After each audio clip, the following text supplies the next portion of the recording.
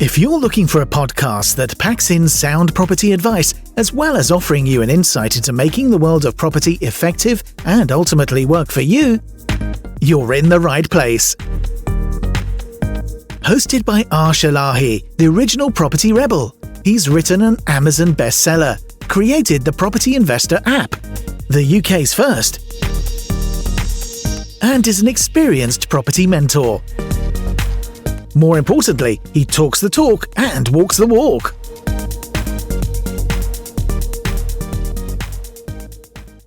Hi and welcome to another episode of the Property Rebel with your host Arsh. And in this session I'm going to be talking about sometimes it's just good to roll your sleeves up and get it done. And I'm going to be sharing a bit of a story with you, something that's happened actually last week, so it's very raw, very real, and more importantly it'd be interesting to see what your thoughts are on the whole topic and the episode. So before I do that, I want to say a quick hello to all listeners all around the world. Hopefully you're enjoying the content, hopefully you're really enjoying the realness, the rawness, and more importantly the one take edit, so that you can see that this isn't something that we make up, this isn't something that we edit, this is something that actually happens on a day-to-day basis. So let's get straight into it. Talk about rolling our sleeves up. So as we record this, I'm sat in my car. I'm waiting to meet a group of people. I'm waiting to meet with the fire officer. I'm waiting to meet with the HMO officer. I'm waiting to meet with the police officers. Waiting to meet with the ambulance crew to kind of understand what's happened. So let me just have a quick look at what the date was. It was, believe it or not, I think it was the 18th or the 17th of March. Sorry, my days are all mixed up at the moment. 17th of March 2021. I got a call off a withheld number at 4 a.m. in the morning. So if you get a call at 4 a.m. in the morning, you know it's bad news. As a landlord, you know that withheld number at 4 a.m. is not going to be the greatest news. It will either be a police, it will either be the ambulance, it will either be the probation service, it will either be a fire crew. So as soon as you get a withheld number, really, you should be picking it up. On the very odd occasion, it'll be a tenant that's possibly been kicked out by their girlfriend, hoping that someone's going to pick them up and house them, but that is very, very rare. So anyway, I get a call at 4:22 to be precise, and then they said, "Is that Mr. Ilahi?" I go, "Yes, it is." He goes, "Hi, it's the police. It's a fire crew. Just to let you know, we've been called out to one of your properties, and there's been an incident." I said, "Okay." I said, "What's the incident?" They said, "Well, your building's on fire." Now, instantly, straight away, everyone panics. When someone says your building's on fire, first thing that you think of is flames coming out the roof and all kinds of stuff. But I said to them, "Okay, how bad's the damage?" And more importantly, I said, "Is anyone hurt?" They said, "No, we've managed to evacuate the building. All residents are out, so no casualties." So I thought, yes, okay, great, brilliant. I said, "What do you want me to do?" They said, "Would you mind attending the scene?" And I said, "Fine." So they gave me the property address where they were. I went and met them. So I was there, within 15-20 minutes of the call. So just before 5 a.m. on a Thursday morning, I went over, inspected the property, saw that the front door, the glass had been smashed through, and then off the back of that I walk in and I see just all the doors being booted off. So this is a block of 6 flats, so it's not a HMO, it's a block of 6 flats, and straight away flat 1 door had been booted in, flat 2, flat 3, flat 4, my storeroom, all the doors had been booted in. And I asked the question, who's done the doors? And they said it was the fire team that took the doors off for the safety of the residents. And I said, okay, that's fine, that's completely understandable. I was quite calm about this whole process, and people have kind of commended me about how calm I've been a part of it, because when you've been when you've been a landlord for 20 years, and you've got over 1,000 tenants, you're not going to get 1,000 great tenants. You're going to get the odd tenant that is a bit of a nightmare. And if you come from a large family like I have, and I sympathise with my parents, because out of all 6 siblings, not all 6 siblings are going to stay on the right side of the tracks. I know that out of mine, some of them haven't.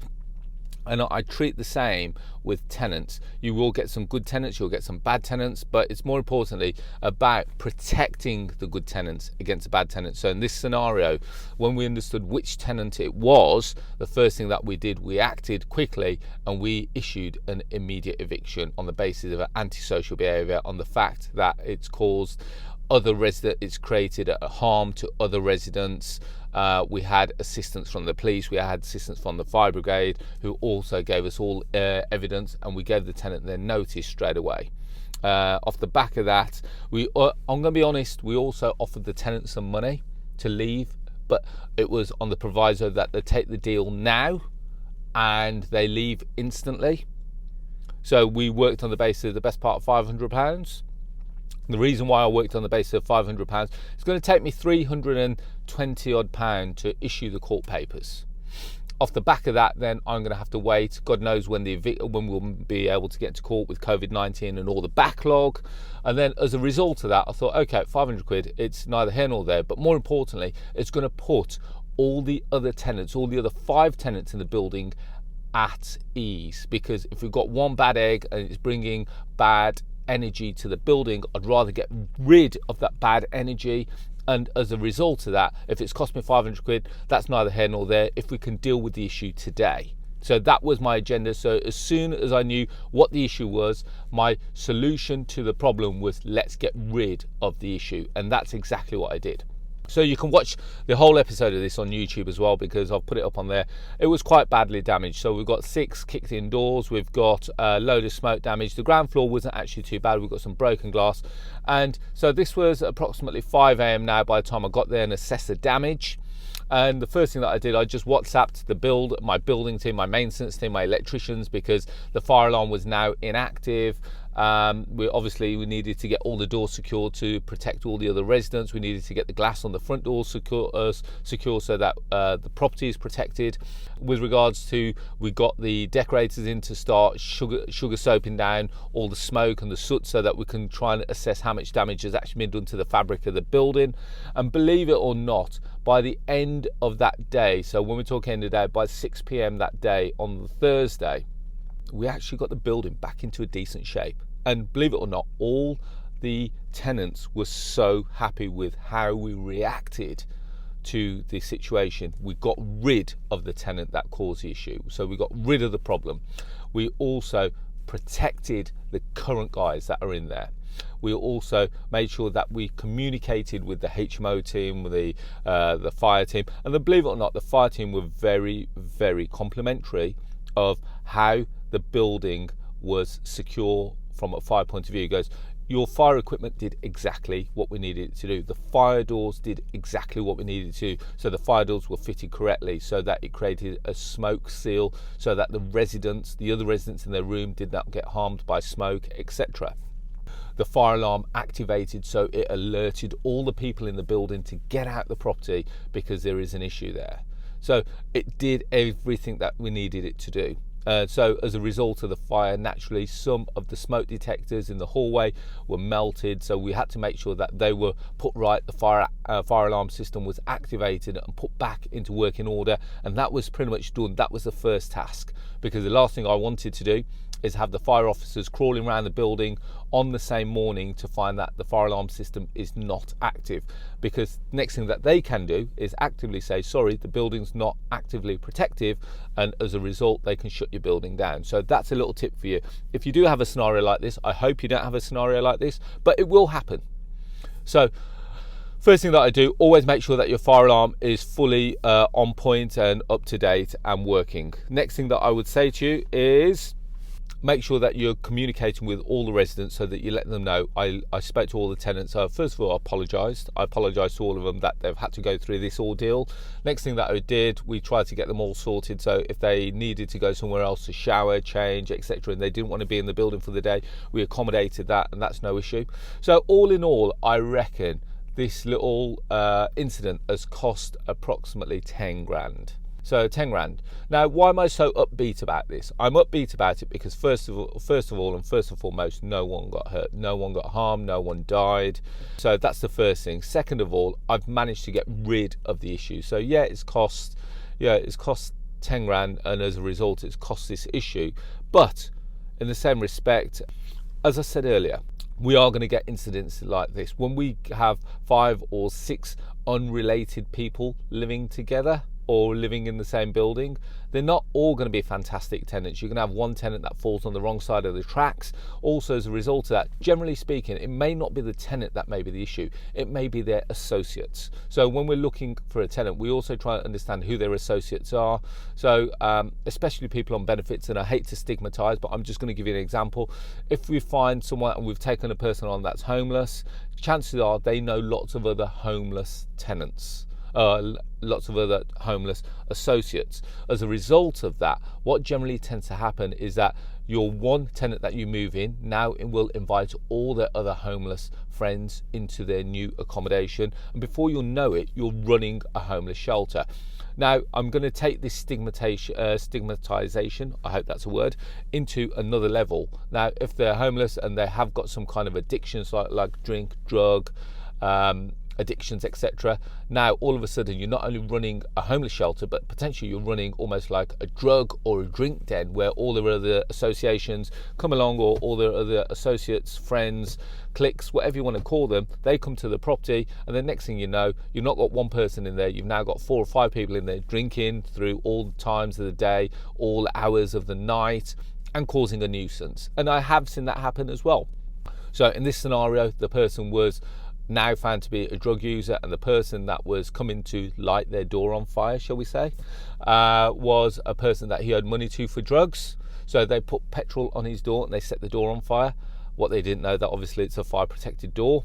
It did cause damage to the hallway. It didn't cause damage to the tenant. So it's actually cost me, not them, which is a bit annoying. And I wish I'll have a little live chat with them when I meet them. So guys, so there we have it. It's about rolling your sleeves up. So on a morning like this, I didn't, it's very easy to get bogged down and say, you know what, bloody hell, why am I involved in property? Blah, blah, blah, blah, blah. I've been here, I've done it, I've seen it. Over the last 20 years, I've probably dealt with approximately 4 fires or something of that nature. So not a lot, but you will happen when you've got 1,100 tenants, when you've got quite a few properties. You're going to come across some issues. You're going to come across issues where the police have booted your door, and you're going to across issues where the ambulance team want to check out the safety of a tenant. You're going to come across issues where there's someone even just burning some toast and left a load of smoke, but as a result, the fire team have come in and they've done probably a little bit more damage than they needed to. But these are all part and parcel of it, and as long as you're putting a costing for this. Now, some people on social media said, Arsh, are you going to make a claim for this? Now, I'm not going to make a claim for it because, first of all, it's 10 grand. My excess on my policy, I always put high excess, so I put approximately a 5 grand excess on my insurance policy, so the first 5 grand will cover. We could potentially go for the insurance, but then I'm thinking that what it may do to the premium moving on for the following year may increase, so it will actually cost us more than 10 grand by doing that way. So I don't think we're going to make a claim on it. My aim is to make sure that we've got the building back up and running and we get it operational as quickly as possible. By the end of the week that you're listening to this podcast, that property will be looking pretty much like brand new again. So guys, hopefully you've enjoyed the session. There will be times that test you. There will be times that where you question whether you're doing the right thing and you're involved in property, etc., etc. Don't panic. It happens. This is all part and parcel of the journey.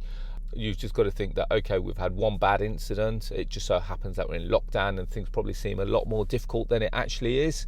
I actually took a step back and said, okay, let's have a look at the positives here. And then as a result of that, I dealt with it quickly, and we had the team on site, we had all the doors secured, the building was secure. We've now just got some smoke damage hallways which the decorators are dealing with. Within a week the building will be fully operational, and no one would ever have known that we had this kind of issue. More importantly, the problem tenant is now gone. We'll make a note of saying that obviously the tenant no longer lives there, so no other guests try and come and try and attempt another attack, which is always a risk, obviously. So you've just got to roll your sleeves up. You got to get on and you've got to get it done, because I could have very easily sat there and said, okay, I'm going to make an insurance claim. We've got to wait for the loss adjuster to come out. We've got to wait for them to come and assess the damage, which means that the tenants, technically speaking, are going to be living in a smoke-filled house for however long whilst they make their assessments. And then it's going to take months, which means that we're going to have a loss of rent. Potentially we're going to lose some tenants as a result of them looking to go elsewhere. So you've got to think that in actual fact, 10 grand's worth of damage, if you wait for the loss adjuster and all that kind of stuff, it's going to take months, and you're going to prolong it. Whereas this way, I've dealt with it, done it within a week, and we're back operational.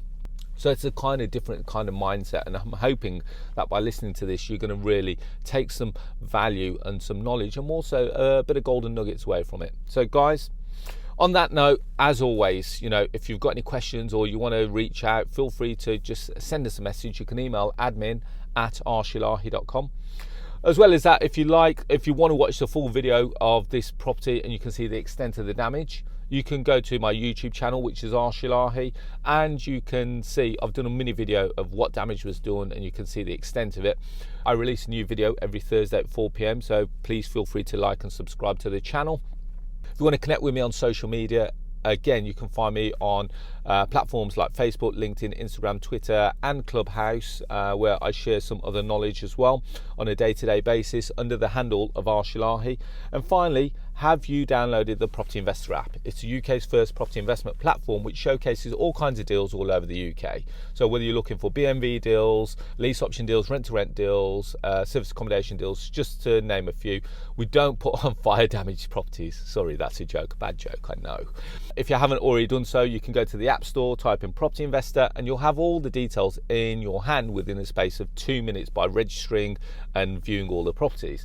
If you don't want to deal with apps, etc., you can go to our website, which is propertyinvestораpp.co.uk, and hopefully that will take you through the whole process as well. As always, guys, there's always a brighter side to life. Things will knock you down. It's about getting back up and fighting for another day. I wish you all to be safe, well, and happy, and I look forward to speaking to you all very soon. Thank you. Bye-bye.